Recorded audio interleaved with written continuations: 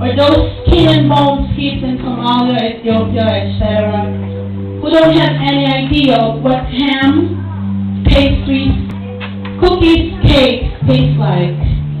And as a matter of fact, they don't get to eat anything at all. But my answer is I don't know. We don't know what Christmas means for them, right?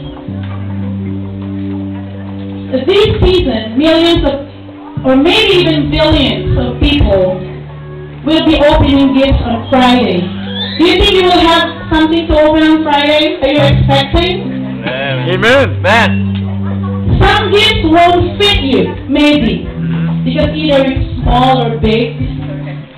Some would be the wrong color or size and not your style.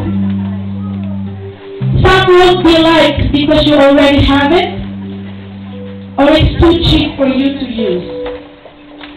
And some gifts you just plainly don't want. Many gifts will be returned or exchanged.